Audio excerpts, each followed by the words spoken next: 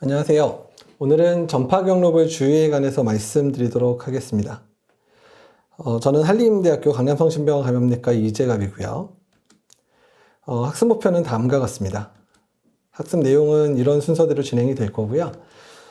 표준주의라고 하면 이제 감염 여부와 상관없이 의료 서비스를 받는 모든 환자가 대상인데, 일단은 혈액이나 체액, 분비물, 배설물, 손상된 피부, 점막을 모두 오염원으로 감지합니다. 일단 거기에 뭐 세균이나 바이러스가 묻어 있다고 생각을 하고 하다 보면 안전하게 환자를 볼 수 있게 되기 때문에 이렇게 간주를 하는 거고요. 그렇다고 해서 환자를 뭐 병원균 이렇게 보라는 얘기는 아니지만, 그렇지만 환자에서의 그런 부분들을 만질 때 병원균이 있다고 생각을 하고 환자를 상대하면 환자도 안전할 수 있고 본인도 안전할 수 있기 때문에 그렇게 말씀을 드리는 거고요. 그 다음에 전파경로부의 주의에 이제 공기주의, 비말주의, 접촉주의 이렇게 세 가지가 존재하게 됩니다. 보통 환자가 이제 오게 되면 환자가 이제 어떤 감염성 질환이 있는지를 확인을 해서 있다 그러면 이제 그 원인균에 따라서 뭐 공기주의, 접촉주의, 혈액주의를 따르게 되고요. 또한 환자가 그런 게 없는데 다만 면역 저하자냐 아니냐에 따라 면역 저하자면 보호주의를 하게 되고, 면역 저하자가 아니면 표준주의를 지키게 된다고 생각하시면 될 것 같습니다. 그래서 이제 보호환경의 지침 준수에 해당되는 가장 기본적인 부분들은 일단은 뭐 환자들의 손위생, 뭐 병실문을 닫는 거나 뭐 청진기 소독, 뭐 이런 것들이 해당되는 내용들이 있고요. 공기주의 지침 준수에서는 손위생, 그리고 의료진의 N95 마스크를 쓰는 방법, 그다음에 병실문을 닫는 거, 또한 환자 이동 제한, 환기 소독, 청진기 소독 이런 부분들이 들어가고요. 접촉주의 같은 경우는 접촉을 돼서 하기 때문에 보호구를 착용한다든지, 또한 여러 물품들이 공유되지 않도록 하는 방법들. 또 혈액주의 같은 경우는 특히 이제 니들스틱 인저리 같은 이제 그런 부분들을 주의하도록 되어 있습니다. 접촉주의부터 말씀을 드리면 이제 적용 대상은 소화기계나 호흡기계, 피부 또는 창상 감염이나 다제내 수균에 집락된 경우에 이 적용이 되고요. 이제 감염률이 이제 많지는 않지만 환경에서 오랫동안 생존하는 장내 감염들, 특히 요새 가장 큰 문제가 되는 클로스트리디오이디스 디피실 감염 같은 경우라든지, 또한 기저귀에 사용하는 환자에서 장출성 장 감염이나 뭐 시겔라, 또 A형 간염, 루타바이러스 이런 것도 문제가 되고요. 일부 호흡기 바이러스도 접촉주의를 통해서 전파가 되기도 합니다. 접촉주의가 필요한 환자는 일단은 환자의 배치는 1인실에 배치를 하는 것을 원칙적으로 하는데, 다만 병실에 여유가 없는 경우는 이제 동일한 병원군이 있는 환자들을 이제 한 병실에 하는 이제 코호트 격리도 가능하다고 되어 있습니다. 그리고 코호트 격리의 접촉주의 환자는 감염 전파로 인해서 예후가 좋지 않을 수 있는 환자들 같은 경우에는 이제 코호트 격리가 좀 어려울 수 있는데, 그런 경우는 그러니까 우선순위, 코호트 격리가 어려운 환자 중에서 이런 특히 면역저하 환자나 개방성 창상이 있는 환자, 혹은 오랜 기간 입원이 필요한 환자 같은 병실에 이제 이런 면역저하 환자 이런 환자들 같이 이제 격리를 하지 않는다라는 원칙이 있습니다.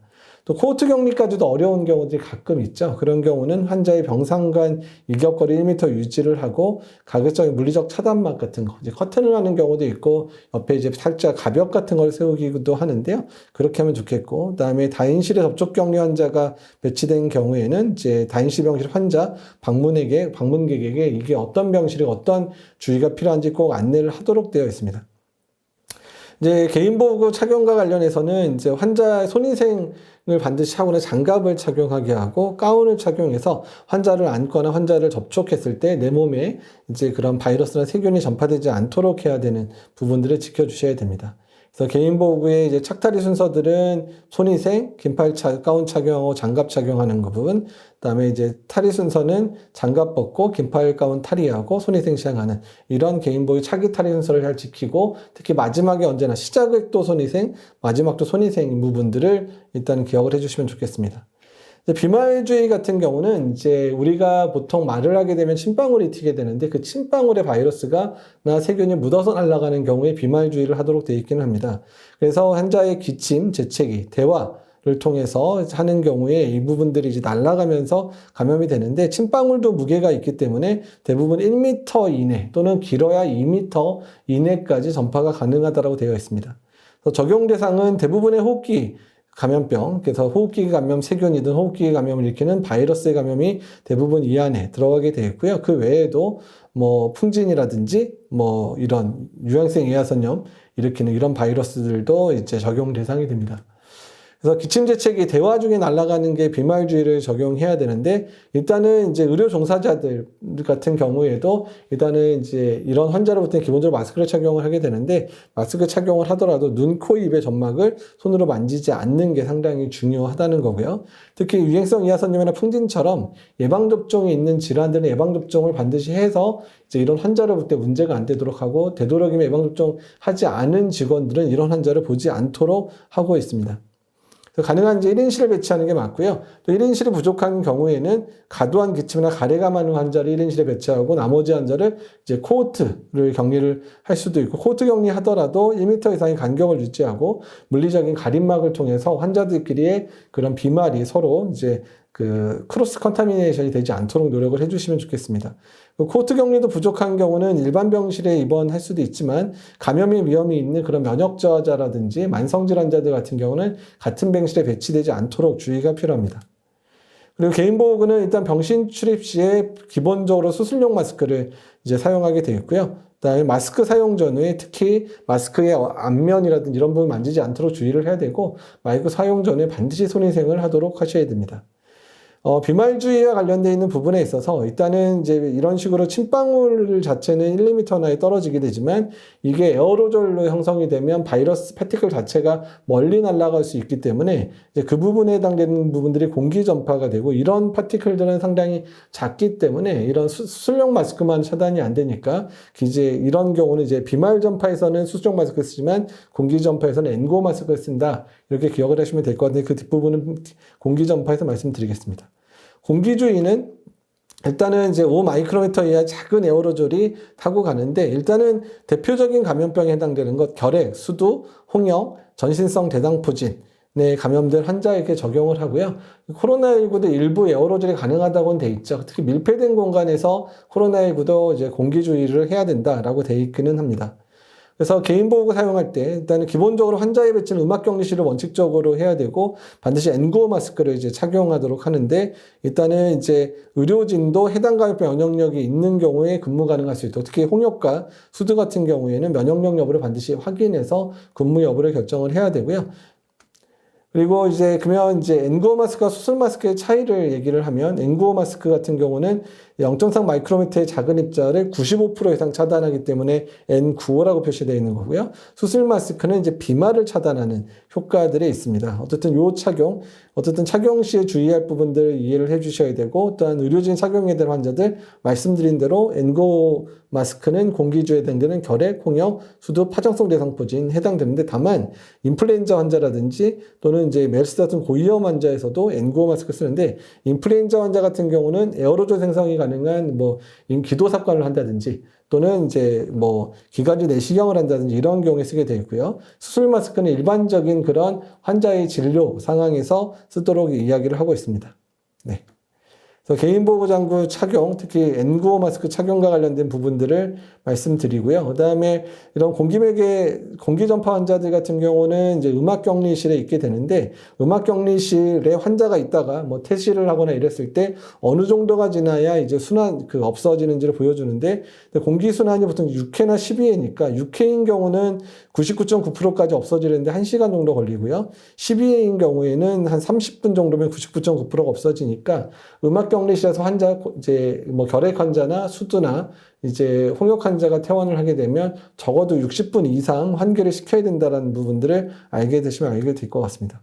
보호격리와 관련되어 있는 부분들은 이제 환자가 면역이 떨어진 상태죠. 항암 치료 후에 호중구 감소증이 있다든지, 아니면 백혈병이 있어서, 그러니까 루케미아가 있어서 이제 항암 치료 중간에 면역이 많이 떨어지는 경우에 보호격리를 기본적으로 시행하기도 하고, 또한 이제 후천성 면역결핍증이라는 에이즈 상태, 그러니까 HIV 감염이 면역이 많이 떨어지는 경우에도 보호격리를 시행하긴 합니다.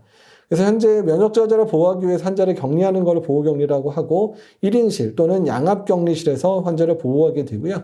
어쨌든 면역 상태가 호전되는 환자, 특히 호중구 감소증 환자 같은 경우는 면역 상태가 뭐 호중구가 1000개 이상 되면 격리를 해제한다든지 이렇게 가능하고요. 일단 의료진도 되도록이면 꼭 필요한 경우만 이제 출입하고 보호자도 이런 이제 여러 가지 세균이나 바이러스를 옮길 수 있으니까 상주하지 않도록 보통 하고 있습니다. 출입 의료진은 적절한 개인 보호에 해당되는 이제 보통 이제 수술용 마스크를 착용하고 출입하도록 하고 있죠. 그래서 절대적인 보호격리 대상은 이제 동종조혈 모세포이식, 그러니까 우리가 보통 얘기하는 이제 그 골수이식을 받는 환자가 보호격리를 시행을 해야 되는 거고요. 기타 보호격리 대상은 일단은 HIV 감염자가 이제 CD4셀이 200개 미만 또는 50개 미만인 경우, 또는 항암치료 등으로 호중구 감소가 500개 미만인 경우, 또는 기타 의료진의 판단에 대해서 환자가 일시적으로 면역 저하 상태, 특히 뭐 이제 그 장기 이식을 받은 그런 환자들도 일시적으로 보호격리 대상이 될 수는 있습니다. 보호격리 받는 환자는 진균 감염이 있는 환경에 배치하지 않아야 되고요. 그래서 일단은 이제 최근에 공사를 했다거나 공사가 일어나고 있는 병동에는 환자 관리를 하면 안 되고요. 일단 먼지라든지 이런 부분이 생기지 않도록 이제 자주 청소를 할 수 있도록 해주셔야 되고, 병실과 복도에는 이제 곰팡이나 이런 게 서식할 수 있는 카페트를 사용하지 않아야 되고요. 건조된 꽃, 생화빈, 화분의 반입을 금지하게 되어 있습니다.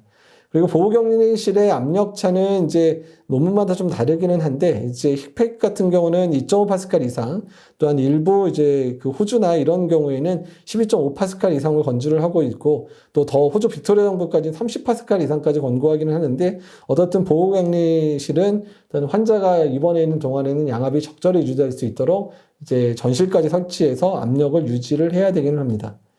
그리고 이제 헤파 필터를 반드시 설치해서 외부에서의 공기, 오염된 공기가 내부로 유입되지 않도록 해주셔야 되고, 또한 육안으로 확인될 수 있는 방법으로 보호격리실의 압력을 확인하는, 요새는 대부분 이제 디지털화되어 있어서 그 부분을 확인하면 되긴 하고요. 또 외부의 공기가 들어오지 않도록 보호격리실은 닫힌 상태를 반드시 유지를 해야 됩니다.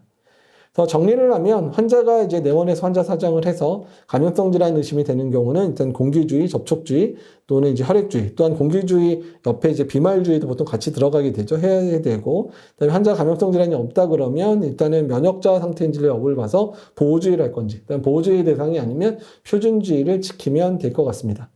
예, 일단은 문제 풀어보도록 하겠습니다.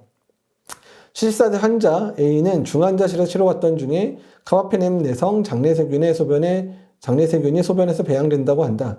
이 환자에게 적합한 전파 경로별 주의는, 이런 카바페넴 내성균, 보통 CR이라고 보통 표현하죠. 이런 균은, 이런 다진내성균들은 대부분 접촉을 통해서 전파되기 때문에 이런 환자는 접촉주의를 반드시 시켜야 됩니다. 그렇기 때문에 이런 경우는 이제 이런 병실에 출입할 때 장갑을 착용을 해야 되고, 그다음에 개인보호 착용해야 되는 것, 가운을 착용하는 부분 기억해 주시면 될 것 같습니다.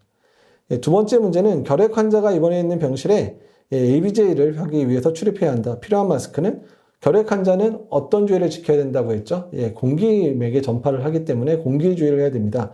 그러면 공기주의를 막기 위해서 어떤 마스크 써야 되는지 아까 강의 중에 말씀드렸죠? N95 마스크 착용을 하면 됩니다. 지금까지 그 전파 경로별 주의에 대해서 말씀을 드렸고요.